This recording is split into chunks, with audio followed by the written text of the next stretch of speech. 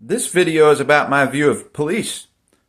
Yes, I support police good endeavors to help society and help keep people safe and to protect people from theft and violence. But I have many things I disagree with on a lot of police. I don't think all police focus on the wrong things too much, but they're pressured to. And so I'm going to voice a few things. If I can, I'll go with what comes to memory. And I take a stand against police. I'm standing against police that say things wrong and have a pattern of the wrong kind of language in certain ways that stereotypes people. The stereotype criminals as criminals. That stereotype people as criminals that have been involved in criminal activity but are repentant criminals and are not criminals. So criminals as criminals would be a unrepentant criminal that did a true crime. A true crime is stealing from somebody. A true crime is, but of course, if they pay them back, then it's resolved crime. But is going out to kill people, assault people, hurt people. Those are true crimes. You know, people involved in, quote, criminal activity based on bad laws that have been created that have stopped doctors and licensed people from dealing God's plant medicines that God created and those kind of things. It's a sabotage system, you know. And then calling everybody associates who have an association with somebody who does those things. You have that's a word that they use, associations. And so here's my message to police, whoever wants to be watching or whatever, and not to be showing off in front of people who hate on police or whatever. I don't believe in hating on you for this stuff. I mean, of course, you have to control somebody's. It's hard to control my temper to be called associated with certain people. And as far as the word associate means intimately involved in agreement with, or all those kind of things. I'm involved. I cross paths with a lot of people I disagree with, and I can't voice my disagreement with it sometimes because they'll kill me, right? And so, I'm a Christian. I believe I'm one of the few true Christians, or few thoughtful Christians anyway. But Christians are supposed to be thoughtful, right? But I'm one of the few who believes in go ye into all the world and preach the gospel to every creature. My plan is to associate in some way, if possible, with every single person on the planet. And I plan to continue to do that. So you can say I have associations with this person or that person. You better believe I hope to have associations with every person on the planet with a sober mind, like I have right now, to express the message that we all die. Christ rose from the dead. He's the only one. He's the only God that came and claimed to be God and gave us evidence that he is God and defeated death, evidence of a second life. He gave us evidence of a second life. Let me show my head a little bit. But he gave us evidence of a second life. He's the only one. And he gave us a choice. He's not just sending people to hell. He gave us a choice between heaven and hell. And if we reject him and his love, which he showed in forgiveness on the cross, then, and he forgives us all. He forgives the persons who are the meanest people I've ever run into. The meanest people who kill people, who always threaten people, who bully people, who make slaves of people through extortion. And the police help those extorters in our society in America. They end up helping most extorters, and they want to imprison their slaves for being associated with them, stuff like that. So, you know, I've had associations with bad people because I was interested in getting to know some of their women. You know, I'm single. I've been single most of my life, and I couldn't find what you call a soulmate or a match for me. I've had some bad things happen to me in my life. And so I felt like I related to other people who have been through similar things, right? I felt like I might relate to that. But I would say slavery is so bad in our society and it's protected by police language. I'm not going to say they knowingly know exactly what they're doing. There are some that know what they're doing, and the religion, but it's religion. It's Pharisee religion. A lot of Pharisee religious people in most of our evangelical churches. And I say evangelical churches because those are the best of churches in my view. But there's a few things, their theology that's messed up. Not their theology's good, but the few things in how they translate their theology to real life, and a few things in what they concentrate on. And so their theology is mixed up when they leave the church. They can go to church and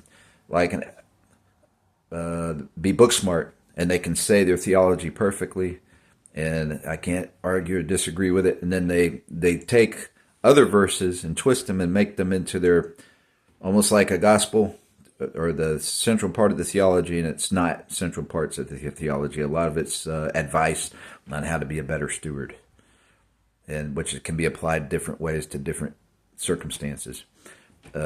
Basically, I mean, you can apply it differently to an office job than you would to a farming job. I mean, you can't do everything the same in the office that you do on the farm. All right? There's a lot of tips like that, but they'll turn it into an absolute. And so there's just, without delving into that, I'm not quick-witted enough to do that on concepts. But to switch, but an example of, I don't know. So let's get back to the main subject. I'm not going to analyze there. So sometimes police use words like somebody has associations with so and so. Well, I don't care. I'm going to have associations with everybody in the world, and I'm going to stay away from people. Try to do my best to stay away from people that hurt me, and get away from people when I see them being active about robbing other people, being bullish to other people. I may go visit or pass through, be visiting somebody I want to visit, and they may be a slave to people. I may not do that as much as I used to do it. I used to do that. So, because there's too much of it. There's too many slave masters nowadays in our ghettos. It's in the ghettos. I mean, I've thought about maybe our ghettos should be defined as the American drug cartel. A lot of the ghettos, you might could define it that way. And they hide behind segregation and false racism. But if a white person goes into a mostly black ghetto, they're not allowed to walk through without paying somebody or whatever. If you don't got any money, you don't come through here. So who's racist? Is that racism on their part, or are they just being a cartel? They're really being a cartel, but they're pretending to be racist. And they're pretending to only charge white people to come through. But they do it to each other too. So who's the victim? Everybody in the ghetto is not in that. They're trying to have a house that they bought and live the American dream and be free to talk to whoever they want to talk to. That's the message I have for the police right there. We are supposed to be able to be free to talk to whoever we want to and make friends amongst our neighbors and figure out, who our friends could be if we didn't have all these bullies roaming around that y'all allowed to roam around everywhere. Right? So it's not the police's fault now. I don't think that we inspire the police to let all bullies roam around everywhere. We always talk bad about drugs.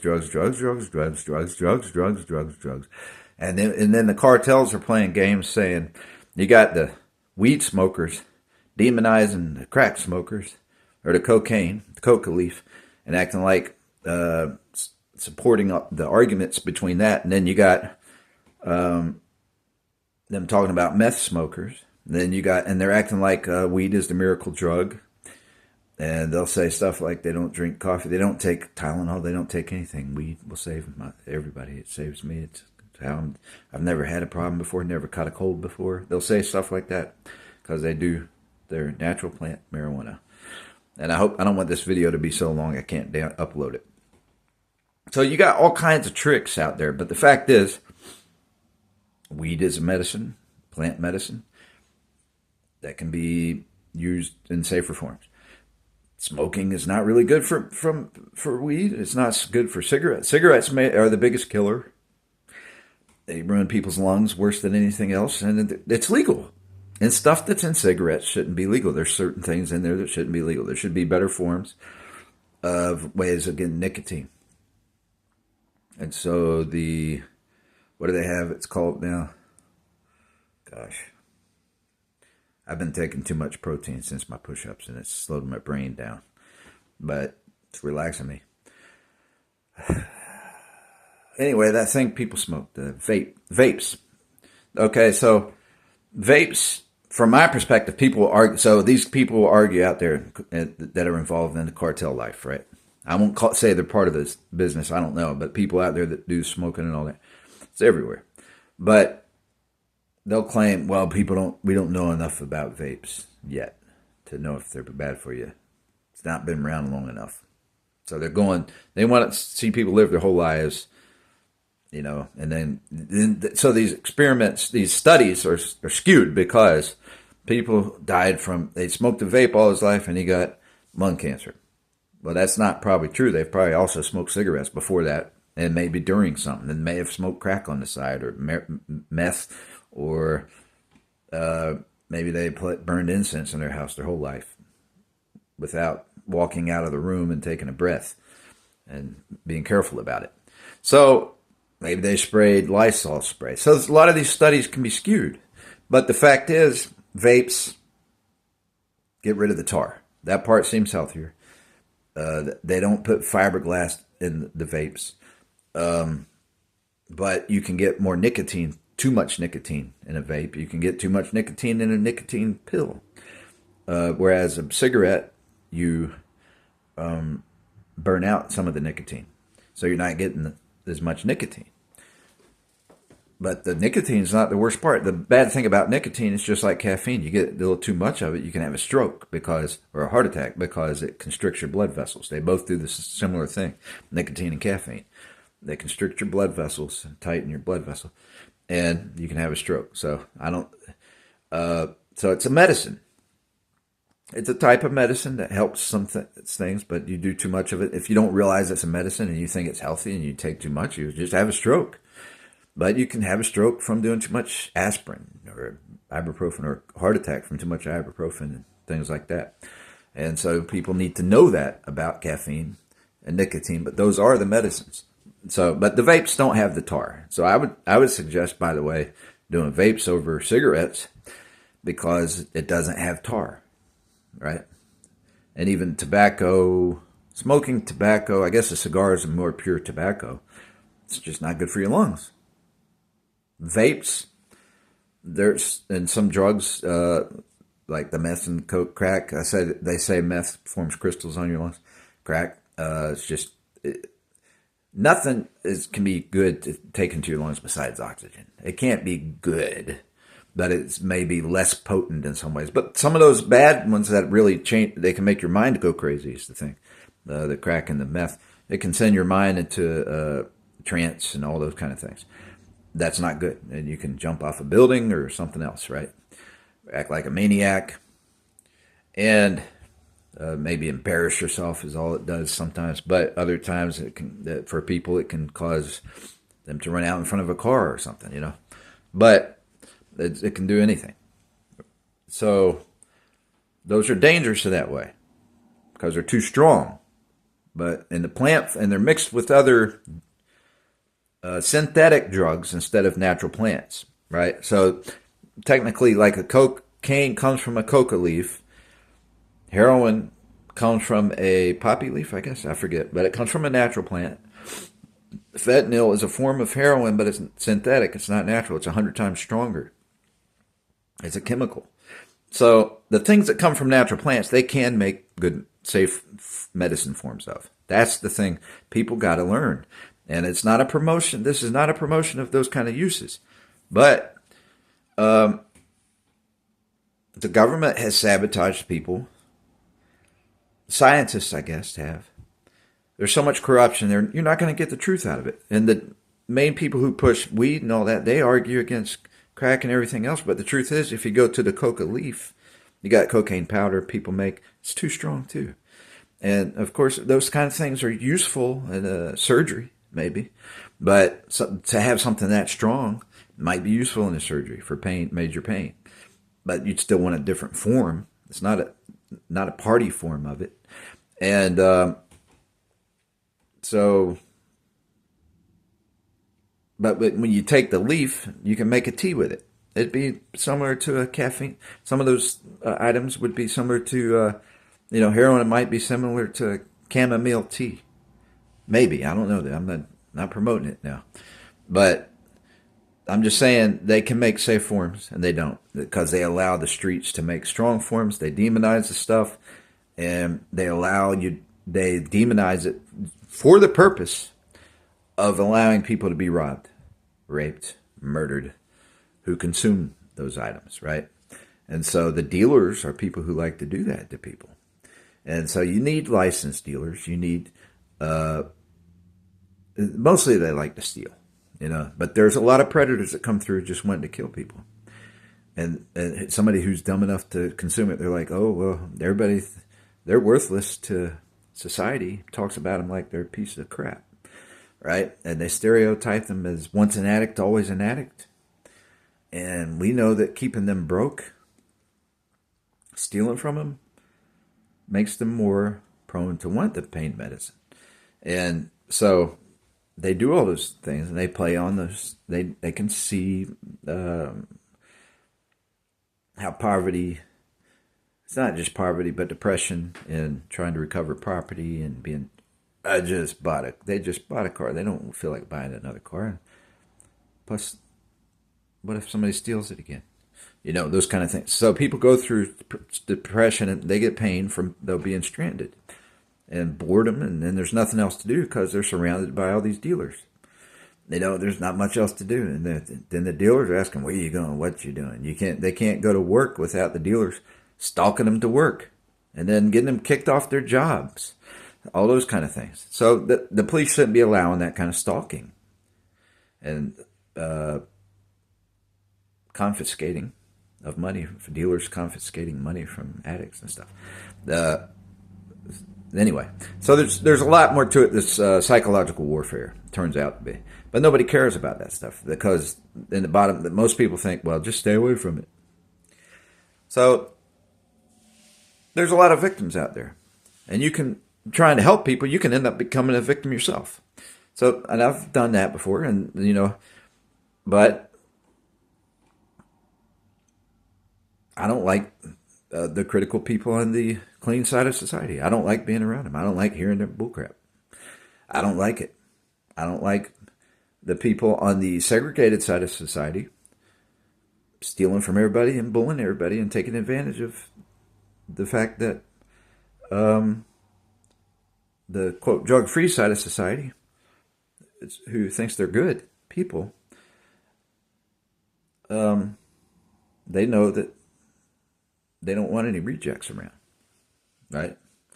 And so there's no real middle ground for people who don't want the a-hole side of society, the successful side of society, who's a bunch of, what's the best word for it?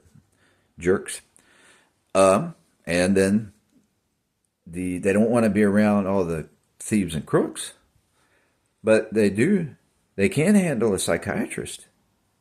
They could use a psychiatrist a lot of times, maybe for some drugs like coke. I think Wellbutrin has been advised, but I've heard police advise that. But where are the psychiatrists today? They've been sued by the drug cartels.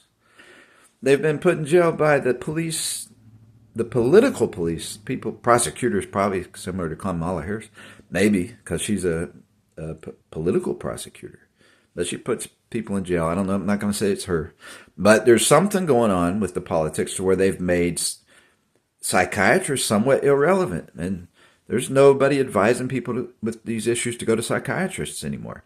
And frankly, the psychiatrist and pharmacy there, they don't promote the best medicines. You got to be your own psychiatrist and talk to a psychiatrist and make sure you know what you're talking about. Do your studies, treat yourself right, and don't accept these medicines that are, you got to take this medicine every day. Take the ones that you only need when you have anxiety, and you may be tempted to go get something from the street. You pop something that helps you instead of going to the street, right? Something that's healthy. Start and usually go for the natural herbs first and try and eat healthy, and but use it as a last resort. Who cares what everybody else says? Use Tylenol if you have a headache, caffeine withdrawal headache, and that's causing you to relapse. Think you might relapse in the streets? Take the Tylenol. I mean, I believe in that stuff. So, because it works, right? So the goal is to maintain more balance in your life. And eventually you come off the Tylenol. You learn that do your studies, know that too much Tylenol is bad for your liver. You just do a little bit to get rid of the headache. You don't have to go do the other stuff. So I know that people run out there for the social life. It's not just the drugs. People always talk about drugs. But people go out there to be around people who aren't judging them the way people do outside of those circles. All right? But the problem is it's still overrun with crooks and stuff, and you're better off going to a club. And so as a Christian, most Christians disagree with. I don't like white Christian cultures. I don't. I disagree with them that you can't go to a club. All right? There are good clubs to go to, or go to the coffee, Starbucks or something. There's good clubs that are similar to Starbucks. Come on. You can do stuff that the Bible is not against drinking wine. He says don't do it if you want to hire calling, if you want to win more people to the Lord. Paul says don't drink the wine. Don't do that stuff just so you don't offend some people and you can win more people to the Lord. That's a higher calling, but it's not a sin to go drink the wine. I don't believe that it is. From my summary of everything, if I summarize it, I would say the Bible doesn't directly say it's a sin. It says it's a sin to lust after the drunkenness. It's a sin. Don't do it in excess, but rather be filled with the Spirit. And so that's a goal. And I don't like doing it because the body is a temple. And I like personally not messing up my metabolism. So even caffeine, and I've done more caffeine. I've gotten to where I'll do caffeine on and off pretty regular, and I'll mix it up and do chocolate because it has a downer and tea has a downer. I don't like to do too much tea because it has tannins and they hurt your bones and stuff if you do too much. So I'll mix it up, but I'll go for times without any of it.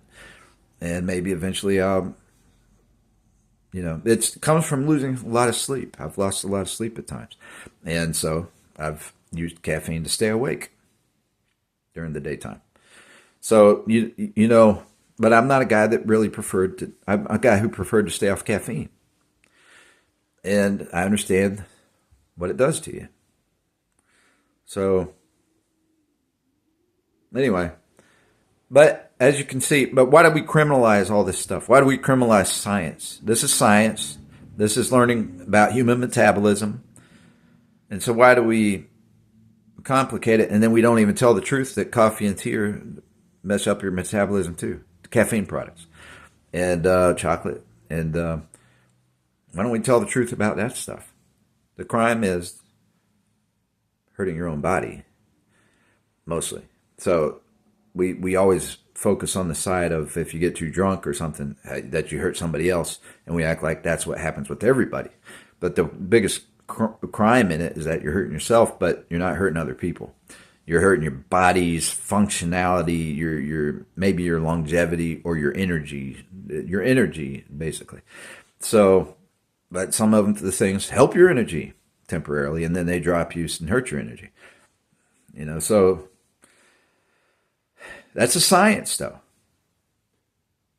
You got to learn what works for you, what's balanced, but as far as letting people deal things that hurt people even more, or allow people to be isolated and robbed and harmed and be held as extorted and all those kind of things, and allowing thieves to have a market versus putting thieves in jail and making them pay back what they stole. So a lot of people don't want to hear that. So I support police if they put thieves in jail and make them pay back what they stole, but our prison system's messed up. So I don't promote it too much. I just promote it socially, that amongst people out living outside, living in the community, whether it's outside or inside, in the community, they need to have a conscience about stealing from each other. And they need to know that you're not supposed to kill somebody because they stole either. But you should have an expectation that they pay people back, or that that's the correct measure. And because that's not possible a lot of times, you forgive it, but because it's so prevalent. Stealing is prevalent. Is that the word I want? It's rampant. So you can't really even expect people to pay folks back nowadays. Now, some people will force somebody to pay them back. But from my standpoint, I want them to realize that they're wrong and it's not fair and they're hurting people and that's a real crime. And that they're forgiven, but we just move on. And maybe if they do it as a habit, maybe they'll quit doing it so many times. Eventually, maybe they'll quit altogether. Because it's all for some people, it's all they know. Not stealing, in a sense, stealing by hustling and asking people for money, and then getting angry and almost looking threatening if they don't give them money, and they end up getting money by threatening people. Subtly threatening people, in a sense. And people give up money for that, and that's really stealing. That's stealing when you're doing that. That's not a hustle. That's bullying somebody for money. So that happens a lot. But those kind of habits need to stop. So anyway, I got into all kinds of analysis here, and but as far as my perspective with police, there's just certain things they shouldn't stereotype. They should work on not stereotyping, not falling for drugs being the biggest problem. The things they should focus on is theft and people who assault folks, and those are really the two main things. Because even adultery is a sin, but I'm not sure. I can't think of an example of where they should focus on those kind of things, except with adulterers, people who've cheated on somebody, they might be looking to kill somebody. I think you have to, like, if your mate cheats with somebody, blame your mate, not the person they cheated with. And don't be going to kill the person they cheated with. It's your mate's fault. They know they're with you. They may have misled somebody into thinking they're not with you, right? But you don't kill your mate for that either. You break up, you separate. So that's counsel. And I don't know how police can do all that, but they can deal with crooks, and they can deal with, prevent theft. They can be places near ATM machines. They can be places like that and help prevent theft. If somebody has somebody else's debit card or credit card, they shouldn't blame the person who owns the credit card or the debit card. They should assume that in some way they were pressured to give that up. Unless it's some old person that regularly has somebody designated to walk to an ATM for them. In some way, people were pressuring a person. And then whether a person was drunk or not, that's not the police's business. It's whoever got their property, that's that person's fault. They shouldn't pressure somebody for their property. There's laws, used to be laws that were well kept about you can't sign a house over or anything over, any land, any property over when somebody's drunk. There's a law against that. I forget what it's called.